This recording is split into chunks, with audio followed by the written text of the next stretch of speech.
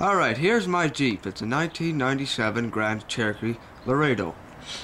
Did some mods to it, lift kit, license plate, fog lights, tires.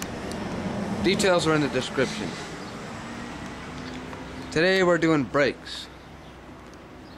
And I'll show you the difference between the front and the back. I never did the back. So there's the front. I'll put it on night shot. Almost a ½ an inch of pad. And the back, less than an 1/8 of an inch. The brakes that I got were the mid-grades, I like to call them, because the most expensive ones I could get were 61 without taxes, and the most cheapest I could get was 21 without taxes. These ones were 42. That's why I call them mid-grade.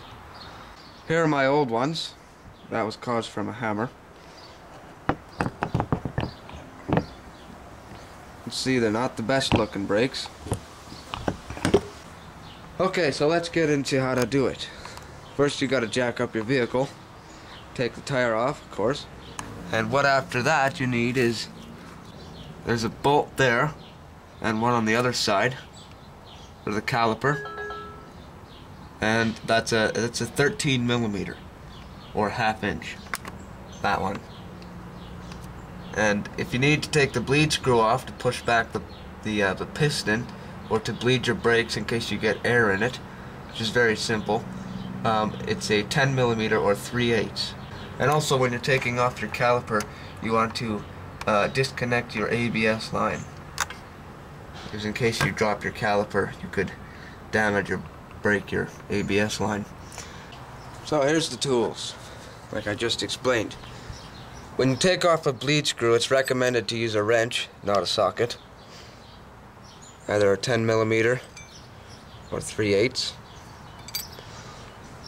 13mm is for the bolts for the caliper. Need a ratchet and an extension or two, whichever one you like.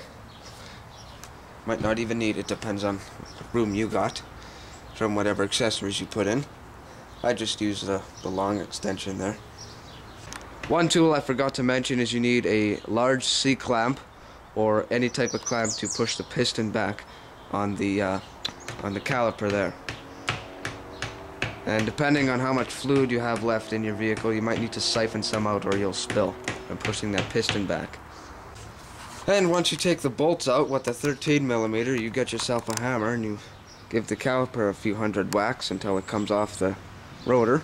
And it's also recommended to replace the rotor once you do your brakes, because apparently these Grand Cherokees here are notorious for warping rotors. And once you put new pads on with a warped rotor, it wears out the rotor. So me being cheap and a redneck, I didn't replace the rotor because they weren't really too warped at all. Once you got the caliper off, I spent 2 hours trying to get my brakes on again. There's notches in the brakes. Okay, this notch here, the one that's a U, goes on the top. Now, your brake looks like this. Okay, it's in the caliper, and this is the top. There's a notch on the caliper, and you'll notice this. The top goes in first, and then you got to push in the bottom. It's very, very simple, but it's not. You see, because